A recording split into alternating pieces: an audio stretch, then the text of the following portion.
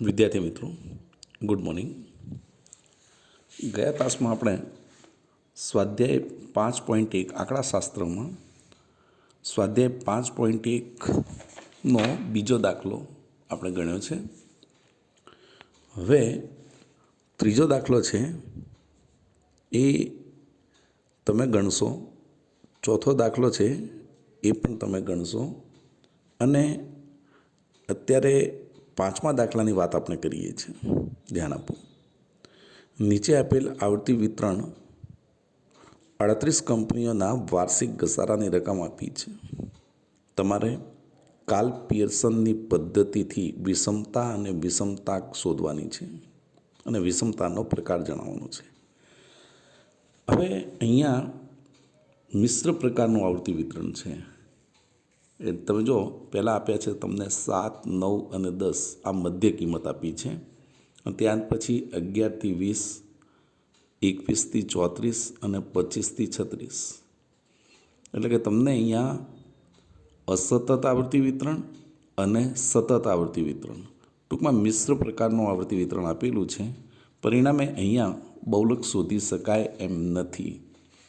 તેથી વિષમતા શોધવા માટે વિષમતાનું આસાદિત સૂત્ર છે જે બરાબર 3x બાર માઇનસ m/s. એટલે કે જ્યારે બહુલક શોધી ન શકાતો હોય તો બહુલકની જગ્યાએ મધ્ય શોધી અને આપણે વિષમતા અને વિષમતાક મેળવીશું.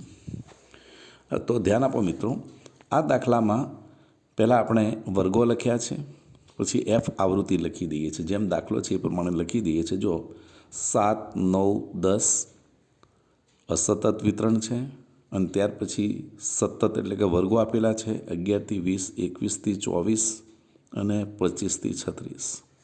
એની સામે આવૃત્તિઓ તમને આપી છે 2, 3, 4, 7, 12 અને 10.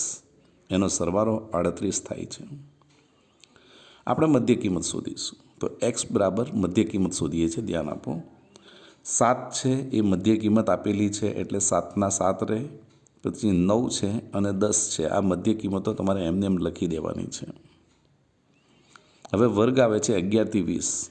તો 11 થી 20ની મધ્ય કિંમત થશે 15.5. 11 વત્તા 20 ભાગ્યા 2 મધ્ય કિંમત 15.5. આ જ રીતની 21 વત્તા 24 મધ્ય કિંમત બરાબર મિત્રો સૂત્ર તમને ખબર છે, નીચલી હદ વત્તા ઉપલી હદ ભાગ્યા 2. નીચલી હદ વત્તા ઉપલી હદ ભાગ્યા 2 એટલે કે 21 વત્તા 24 ભાગ્યા 2 એટલે 22.5. આ જ રીતે મધ્ય કિંમત રહેશે છેલ્લા વર્ગની 25 વત્તા 36 ભાગ્યા 2 એટલે 30.5. આ રીતે આપણે મધ્ય કિંમત શોધી છે. હવે આપણે મધ્યક શોધવા માટે f અને xનો ગુણાકાર કરીશું. f અને xનો ગુણાકાર કરીને fx શોધીશું. 2 ગુણ્યા 7 એટલે 14, 3 ગુણ્યા 9 એટલે 27, 4 ગુણ્યા 10 એટલે 40, 7 ગુણ્યા 15.5 એટલે 108.5, 12 ગુણ્યા 22.5 270, 10 ગુણ્યા 30.5 એટલે 305. એટલે આપણને આ fx મળે છે. f અને xનો ગુણાકાર કરીને fx મળે છે. આપણે પ્રમાણિત વિચલનની પણ જરૂર પડે છે, એટલે આપણે fxનો ગુણાકાર x સાથે કરીશું. જે fx ગુણાકાર કર્યો છે, હવે fxનો જે છે fxનો ગુણાકાર x સાથે કરી ને fxનો વર્ગ મેળવીશું. ધ્યાન આપો, x 7 છે, fx 14 છે, એટલે 7 ગુણ્યા 14 બરાબર 98. આ જ રીતે 9 ગુણ્યા 27 બરાબર 243, 10 ગુણ્યા 40 બરાબર 400, 15.5 ગુણ્યા 108.5 1681.75, 22.5 ગુણ્યા 270 6075, 30.5 ગુણ્યા 305 9302.5 9302.5 આપણને fxનો વર્ગ મળે છે. હવે આપણે અહીંયા બહુલકની જગ્યાએ, કારણ કે બહુલક શોધી શકાય એમ નથી, મિશ્ર પ્રકારનું આવર્તી વિતરણ છે એટલે બહુલક ન શોધી શકાય, એટલે બહુલકની જગ્યાએ m શોધી, મધ્ય શોધી ને આપણે પેલું આસાદિત સૂત્રનો ઉપયોગ કરી અને વિષમતા મેળવીશું.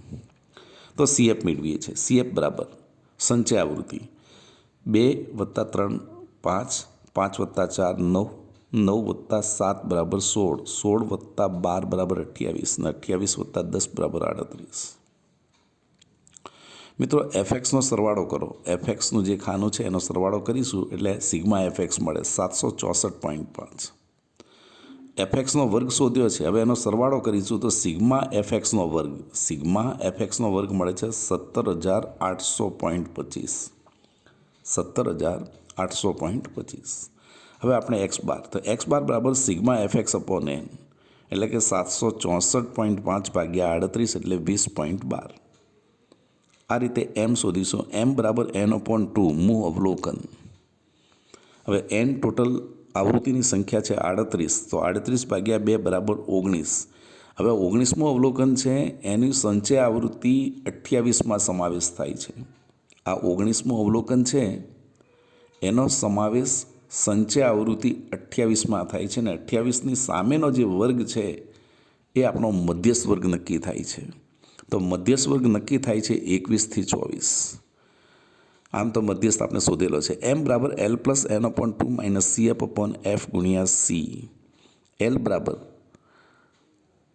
અર્ધ સીમા બિંદુ 21 આપેલા છે, તો 21માંથી 0.5 બાદ કરીને આપણે અર્ધ સીમા બિંદુ મેળવીશું 20.5 પ્લસ n/2 જે આપણે 19 આવે છે. CF -CF તો મધ્યસ્થ વર્ગના અગાઉનો વર્ગ જે 11 થી 20 છે ને એની સંચય આવૃત્તિ 16 છે અને ભાગ્યા F બરાબર મધ્યસ્થ વર્ગની આવૃત્તિ જે 12 આપેલી છે અને ગુણ્યા C મધ્યસ્થ વર્ગની વર્ગ લંબાઈ 4 છે. તો 20.5 પ્લસ 19 - 16 ભાગ્યા 12 ગુણ્યા 4 એટલે જવાબ આવશે M બરાબર 21.5. હવે આપણે S શોધીએ છીએ એટલે કે પ્રમાણિત વિચલન. તો પ્રમાણિત વિચલન છે વર્ગમૂળમાં સિગ્મા એફએક્સનો વર્ગ ભાગ્યા n ઓછા સિગ્મા એફએક્સ ભાગ્યા nનો વર્ગ. એટલે તમે જો આપણે કિંમતો મૂકીએ છીએ સૂત્રમાં 17,800.25 ભાગ્યા 38 માઇનસ 764.5 ભાગ્યા 38નો વર્ગ. એટલે આ ભાગાકાર કરતાં વર્ગમૂળમાં આવશે 468.43 માઇનસ 404.81 વર્ગમૂળમાં અને વર્ગમૂળ કાઢતા જવાબ રહેશે 7.98. હવે આપણે પહેલાં વિષમતા શોધવાની છે. વિષમતા બરાબર એટલે કે SK બરાબર 3x બાર માઇનસ m. સૂત્રમાં કિંમત મૂકીશું. 3 તો આપેલા છે સૂત્રમાં. x બાર છે 20.12, એમાંથી આપણે 21.5 મધ્યસ્થ બાદ કરીશું એટલે જવાબ રહેશે -4.14. હવે વિષમતા બરાબર 3x બાર માઇનસ m ભાગ્યા s એટલે કે 3 અને કૌંસમાં રહેશે 20.12 માઇનસ 21.5 ભાગ્યા 7.98.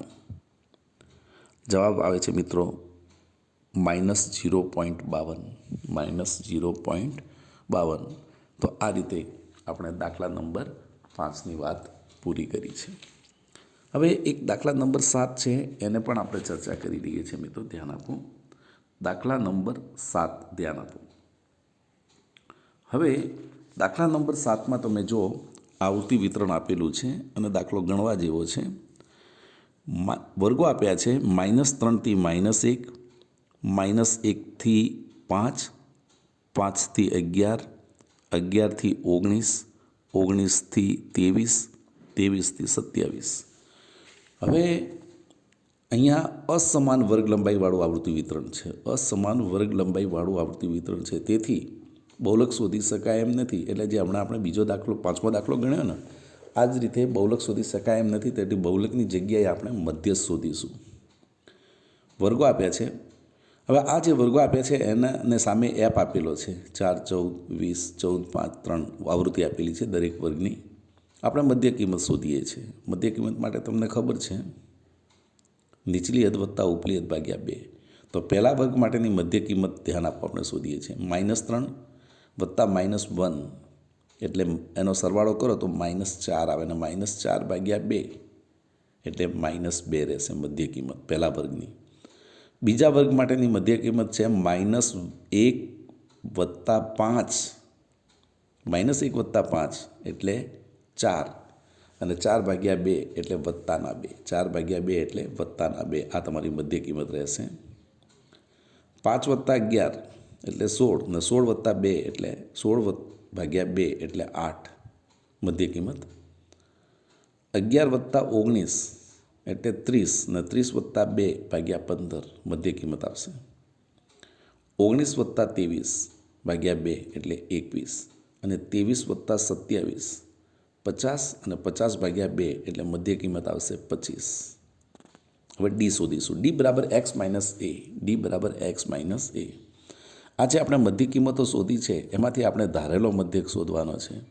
અહીંયા હું ધારેલા મધ્યક એ તરીકે 8 શોધું છું. હવે ડી શોધવાનો છે. ડી બરાબર x માઇનસ એ. દરેક એક્સમાંથી આપણે ધારેલો મધ્યક 8 બાદ કરી અને ડી મેળવીશું. તો 8 - 8 એટલે 0, 2 - 8 એટલે -6, અને -2 - 8 -2 - 8 એટલે -10.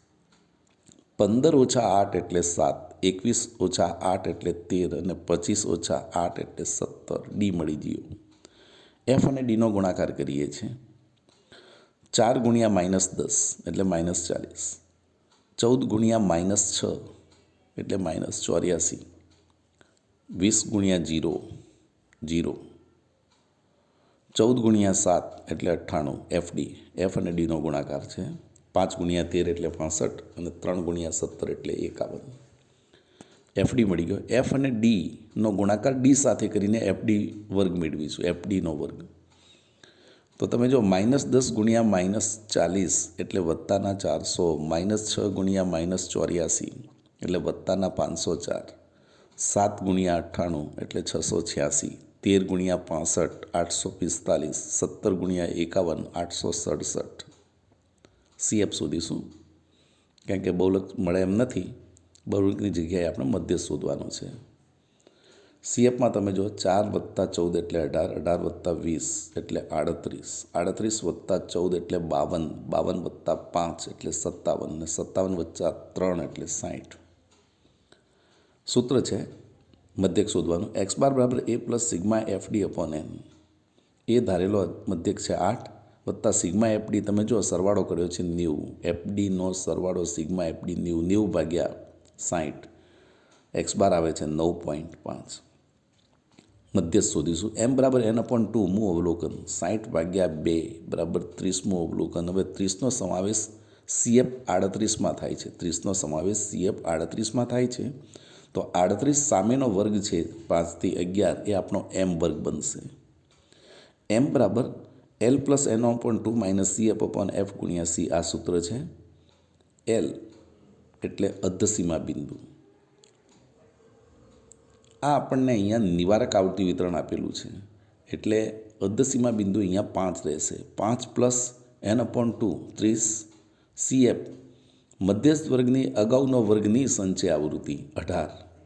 5 થી 11 એ આપણો મધ્યસ્થ વર્ગ છે, એને અગાઉનો વર્ગ છે -1 થી 5, ને એની સંચય આવૃત્તિ 18 છે. એફ મધ્યસ્થ વર્ગની આવૃત્તિ 20 × C એટલે કે મધ્યસ્થ વર્ગની વર્ગ લંબાઈ 6. 5 + 30 - 18/20 × 6 એટલે જવાબ રહેશે 8.6. પ્રમાણિત વિચલન શોધીશું. S બરાબર વર્ગમૂળમાં સિગ્મા FD/n - સિગ્મા FDનો વર્ગ. સિગ્મા FDનો વર્ગ છે 3302/60 - 90/60નો વર્ગ. ભાગાકાર કરો એટલે 55.03 - 1.5નો વર્ગ. એટલે વર્ગમૂળો આવે છે 52.78. ને વર્ગમૂળને દૂર કરતાં પ્રમાણિત વિચલન મળે છે 7.26. મિત્રો વિષમતાક શોધવાનો છે. વિષમતાકનું સૂત્ર છે 3x બાર - m/s. શોધેલી કિંમતો આપણે સૂત્રમાં મૂકીએ છીએ. 3 કૌંસમાં 9.5 - 8.6. જવાબ રહેશે 0.37. તો મિત્રો આપણે દાખલા નંબર 5 અને દાખલા નંબર 7ની વાત કરી છે અને દાખલા નંબર 4 અને 6 એ તમારે ગણવાના છે લેસનમાં. બરાબર. થેન્ક યુ મિત્રો.